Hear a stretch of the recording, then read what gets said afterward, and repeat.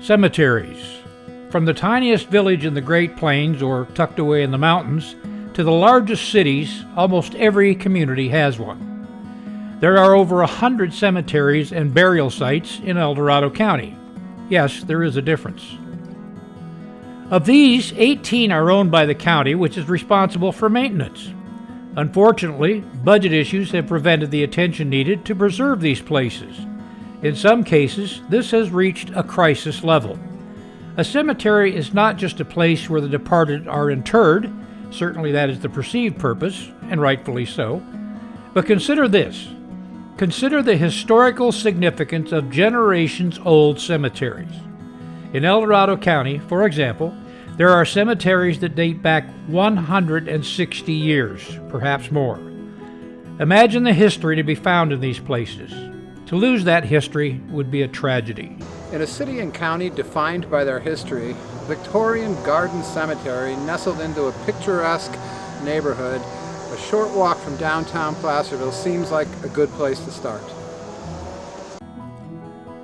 The need for action is now, and it's urgent. The elements are not friendly to grave markers. If not now, when? El Dorado County cemeteries need attention now, before conditions worsen. These parched, cavitated places are nonetheless historic and beautiful. Our cemeteries contain the history of the place we live, yet maintaining them is never a priority, so we ignore them. With ignorance comes vandalism and neglect. It's time to save the graves. In the absence of prescribed maintenance, now, with the knowledge and permission of county authorities, volunteers have stepped up and with training and the proper materials and equipment, work hard to improve the condition of these places. Unfortunately, the county lacks the budgetary capacity to undertake the restoration and preservation this precious cultural resource requires. It can barely handle maintenance. Save the Graves hopes to fill that gap through public engagement, project sponsorship, and fundraising. Brian, I love the way you cleaned and straightened this one. This is 1863. This is really early and it's in good shape. So we wanted to get the destructive lichen off of this guy. We wanted to get him stood up. It's also got lambs. So I'm guessing that this was a child. Yeah. A walk through a decades-old cemetery will reveal immigrants from the world over. Veterans of wars dating back to the Civil War, perhaps further. Entire families can be found, as well as those who are unknown. This section is all of the unknowns that came from Negro Hill when they built Mormon Island Relocation Cemetery. A lot of them are unknown because back in the mining days, they weren't buried very well, and sometimes a heavy rain would wash them downstream. One of the larger cemeteries in El Dorado County is Union Cemetery. Brian, people ask, why spend time and money on cemeteries? And in reality, most folks would like to see these cemeteries well maintained. They just don't want to be taxed for it. Well, it's the right thing to do. Improving conditions retains a cemetery's dignity and honors the interred. Improves the experience for families of the deceased and increases visitation and fuels the local economy. Yeah, in addition to that, Placerville Union and other cemeteries provide valuable outdoor recreation experiences for everybody of all ages. And there's not a lot of senior recreation opportunities around here. But neighbors are always walking. They're walking their kids, they're walking their dogs, they're walking each other. In addition, cemetery tourists from out of the area are routinely in here looking up their family members or just being cemetery tourists. They also got serious researchers in here trying to find out who's buried here and how they connect to the history of the area. So the broader argument to me is that our cemeteries actually build community. Smaller, but certainly filled with history, is the El Dorado Cemetery in El Dorado. This is one that Mike here cleaned, a few months ago, using a biological they call D2. And the thing with D2, it improves over age, so the stone actually gets whiter as time moves on. I did this one, Kim did this one, we haven't gotten to this one yet. And also Mike has got, we'll talk just a bit about his metal work back here, Mike. So these were buried? Yeah, these two were buried. I brought them back to the surface, gave myself a little bit of the edge there, and nobody had seen these for a number of years. Born 1865, got it. He died in the 1930s. So this is during the Depression. These were inexpensive, flat markers.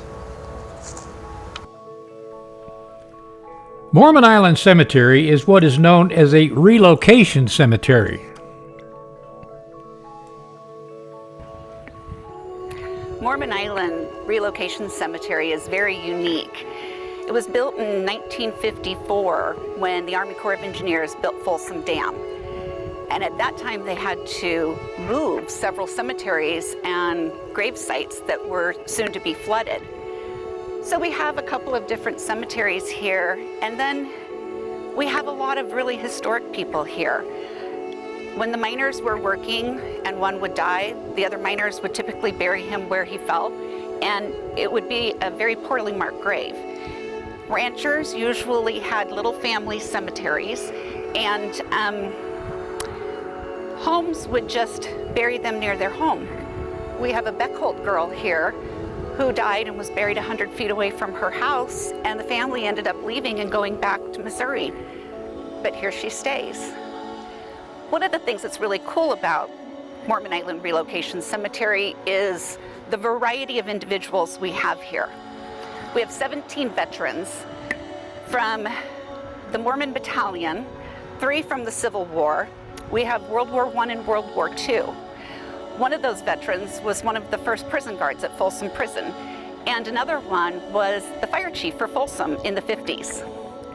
There's a lot of history here just as you walk by and absorb the people that were here before you and admire the beautiful stones.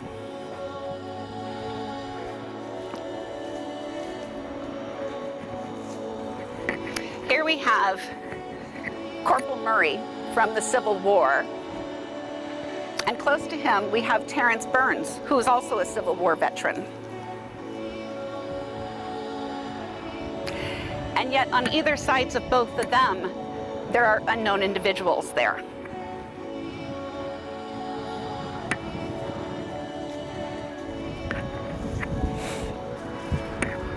We also have large groups of families, probably ranchers' families. The Darringtons are all along here. We have 2 World War II veterans from the Darrington family, as well as various individuals who are just scattered about. We have a lot of people from other countries. Elizabeth over here is from Scotland, and the Stoops right over there are from Wales.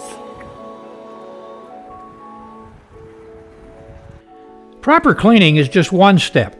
Many gravestones have been broken, some by vandalism, others by something falling on them, some just by time.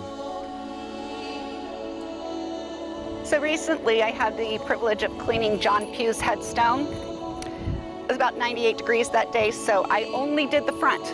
The back is how the front used to appear, and I'll clean that on October 11th. Another really cool feature of John Pugh's headstone is that it's actually signed by the stone cutter. And there are a few here, and when you have that information, it's really cool to be able to look back and see where that came from. I did some research on Mr. Pugh. He died in his cabin by himself. So he had no food, and he nearly had a blanket to cover himself.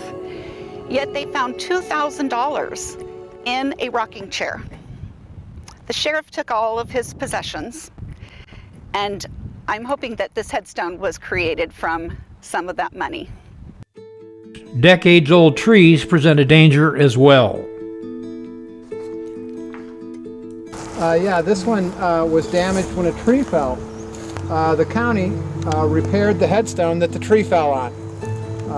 The tree had been dead for a while, and so right after we did the bracket repairs in Union Cemetery, we had the same guy come out here and do this one and some other one around here. Point being that trees are just one of the big challenges in our old cemeteries. They get old and they die and they fall on the old headstones. Volunteers who have committed themselves to the preservation of cemeteries in El Dorado County are performing an invaluable service to future generations. One 3-generation family was at Union Cemetery the day video was being shot there. They were from out of town and had found out that they had relatives buried there. It was a revealing experience for the three. Yeah, we're coming to visit our family. Your family? Well, who are they? Tell us how you found them and a little bit about them. Well, my name is Margot Lakeman McCormick, and I'm from the Coachella Valley, and this is my 5th great-great-grandfather. Great-great-great-grandfather. Wow. And it was really special to bring my son. This is his 6th great-grandfather and grandmother, Felix and Frances Ligman. I am originally from the Coachella Valley, but I live about an hour away, and until a month or 2 ago, I didn't know I had family in the cemetery. So because I was interested in genealogy and I was digging, I saw through Find a Grave that they were here, and so I thought when you came to visit us, we should come up and see them. Great family outing. Welcome to Placerville Union Cemetery. Thank you. What's your name? My name is Sarah C. Cates. Sarah. Ollie. Hi, Ollie. You having a good... To keep El Dorado County cemeteries relevant, appealing to visitors, and to prevent further decay, there are several needs. There is a need for additional resources, financial and volunteers. Awareness is also a need. If communities served by these over 100 cemeteries in El Dorado County aren't aware of conditions that exist, little can be done. The conversation about cemeteries building community, about history, may not be what is normally associated with cemeteries, but think about it. In a county steeped in history, these places help make those that made the county's history real. A visit to one or more of the cemeteries in the county will reveal names you have probably heard many times. Names generations old: Blair, Veerkamp, Kumbelek, Morey, Rupley, and dozens more. If nothing is done, future generations will lose a valuable insight into the place we call home. Being a part of the preservation of this history is something that can be rewarding. Folks who have committed to this cause, fraternal organizations, a local church group, and several individuals have stepped up with their time and other resources to keep these treasured places from decay.